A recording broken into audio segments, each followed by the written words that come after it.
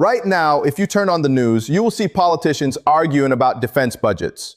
You will hear generals talking about building more ships, and you will see footage of massive, beautiful American aircraft carriers patrolling the oceans. But they are completely missing the most terrifying reality of modern warfare. The question is not how many ships the United States Navy has.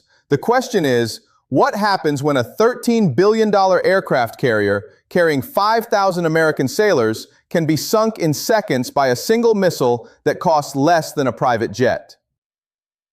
I am Professor Jiang Miller. Today, we are going to look at the military balance in the Pacific. We are going to look at China's hypersonic missile program, and I am going to explain exactly why the Pentagon's own secret war games show that in a conflict over Taiwan, the American way of war ends in absolute disaster. I will break this down step by step in plain, simple English. Part 1.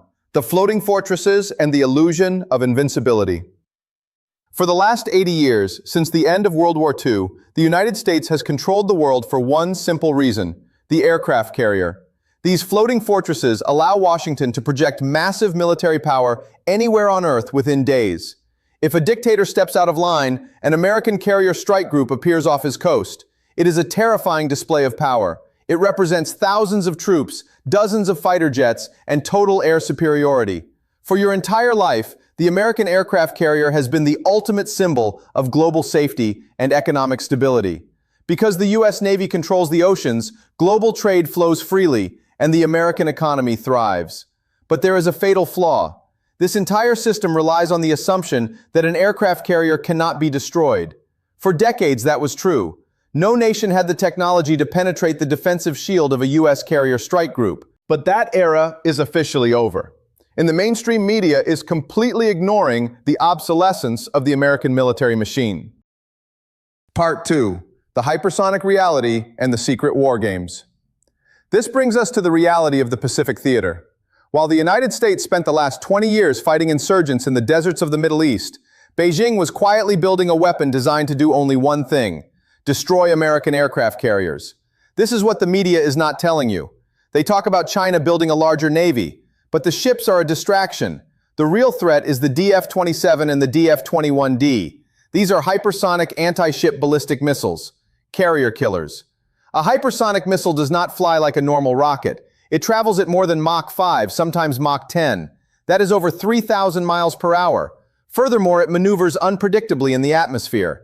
Current American missile defense systems, like the Aegis combat system on U.S. destroyers, are designed to intercept traditional missiles with predictable trajectories. They cannot calculate, intercept, or stop a swarm of hypersonic missiles raining down from the edge of space. This is not theory. Recently, classified Pentagon war games regarding a Chinese invasion of Taiwan were leaked to the public. In almost every single simulation where the United States intervenes directly, the results are shocking. The war games show that America loses dozens of ships, hundreds of aircraft, and thousands of sailors within the first week of combat. The carrier strike groups are completely overwhelmed by hypersonic swarms. Part 3. The fatal domino effect. Now, I want you to pay close attention, because this is the exact sequence of events that will unfold if Beijing decides to seize Taiwan. It is a chain reaction that will fundamentally change the world order in a matter of days. Step 1. China declares a full military quarantine and naval blockade around the island of Taiwan. They do not need to launch a massive D-Day-style land invasion immediately. They simply cut off the island from the rest of the world using submarines and their own navy. Step 2. The United States president is forced to respond. Washington orders 2 or 3 carrier strike groups to sail toward the Taiwan Strait to break the blockade and show American resolve. Step 3. China activates its anti-access area denial network, known as A2AD. Beijing draws an invisible line in the ocean, a 1,000-mile dead zone extending from the Chinese coast. They warn that any American ship crossing this line will be targeted by hypersonic missiles. Step 4. This is the moment of truth. The United States Navy realizes that if they sail into the dead zone, they will lose their $13 billion carriers and thousands of lives. The risk is mathematically unacceptable, so the American fleet is forced to retreat. They must stay thousands of miles away, out of range of the Chinese mainland. Step 5. Because the U.S. carriers are forced to stay away, they cannot provide air support to Taiwan. Without American air superiority, the Taiwanese military is quickly isolated and overwhelmed. Taiwan surrenders. Step 6. The geopolitical earthquake. Once Taiwan falls and the world sees that the U.S. Navy was forced to retreat without firing a shot, the entire American alliance system in the Pacific collapses. Japan, South Korea, and the Philippines will realize that American security guarantees are worthless against hypersonic weapons. They will have no choice but to break their alliances with Washington and sign economic treaties with Beijing. Part 4. The economic shockwave in your living room. Many people ask, why should I care about a small island 7,000 miles away? Why should I care if the U.S. Navy loses its dominance in the Pacific? Because the device you are watching this video on, the car you drive, the medical equipment in your local hospital, and the servers that run the American banking system all rely on one thing: advanced semiconductors. And over 60% of the world's semiconductors, and 90% of the most advanced ones, are manufactured in Taiwan. If the American military cannot enter the Pacific Dead Zone, China takes total control of the global microchip supply chain. Beijing will have the power to decide if American tech companies get the chips they need to survive.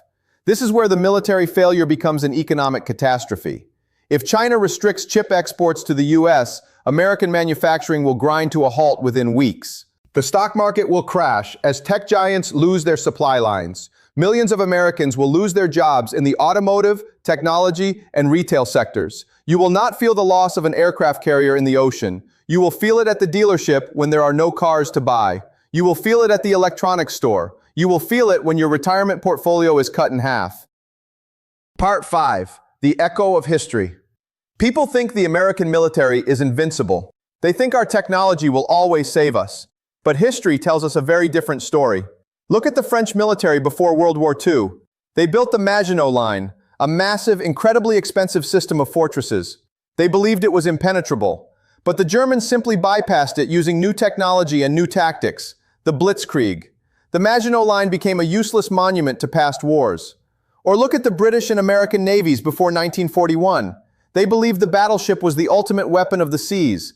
They invested massive amounts of money into giant, heavily armored ships. But at Pearl Harbor and later in the Pacific, cheap Japanese airplanes carrying torpedoes proved that the era of the battleship was over. Today, the American aircraft carrier is our Maginot Line. It is our battleship. We are spending hundreds of billions of dollars preparing for the last war, while our adversaries have already built the weapons to win the next one. A multi-billion-dollar ship is nothing more than a giant, slow-moving target for a hypersonic missile. The chessboard is set. The era of undisputed American naval dominance has quietly ended, and the geopolitical balance of the entire world has shifted. The mainstream media will continue to show you impressive footage of American ships, ignoring the invisible hypersonic net that has already been cast over the Pacific. The goal of this analysis is to give you the clarity that Washington refuses to provide. You must understand that the American way of life is deeply connected to military power that is quickly becoming obsolete. You need to understand how the fall of Taiwan will directly impact your investments, your job, and the global economy. If you want to stay ahead of the curve, and if you want clear, simple breakdowns of the military and economic shifts changing our world, subscribe to the channel right now. And I want to ask you a question. Do you think the United States should risk its aircraft carriers and thousands of American lives to defend Taiwan, or is the risk of a hypersonic war simply too high?